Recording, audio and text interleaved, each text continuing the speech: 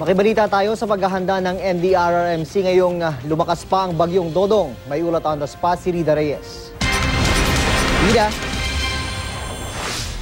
Yes, June, hanggang ngayon ay naka-red alert pa rin itong buong NDRRMC at ang mga attached agencies, lalo pa nga't mas lalong lumakas itong bagyong Dodong habang lumalapit sa kalupaan at erratic daw o pabago-bago itong galaw ng bagyong Dodong ayon na rin sa Pag-asa. Kaya naman mas kailangang paghandaan ang pananalasan nito lalo pa nga sa northern tip ng Cagayan province kung saan ito inaasang mag-landfall mamayang hapon o gabi.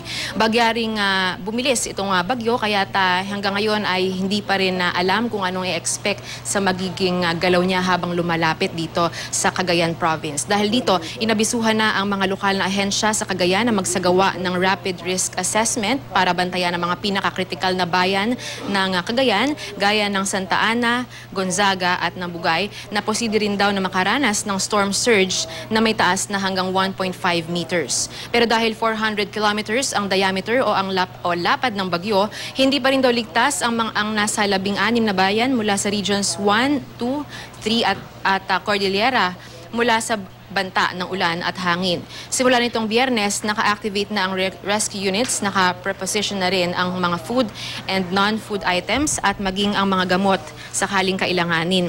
Nakasento naman ang preemptive evacuation sa coastal barangays at maging sa mga low-lying areas sa eastern seaboard ng northern Luzon. We are batting for zero casualties. Ang lakas din ng ulan na dala nitong si Dodong, nababagsak sa mga bundok. Alam naman natin, Cagayan is a valley, so napapaligiran to ng mga bundok na kung saan yung mga ibubuhos na ulan sa bundok, bababa to sa Cagayan River. For the last 3 hours, nagbago naman yung bilis niya. So we will again compute for the expected landfall niya. So masyadong erratic yung speed ng bagyo natin. Hindi siya will behave. So yun ang mahirap mag-track pag ang bagyo ay erratic.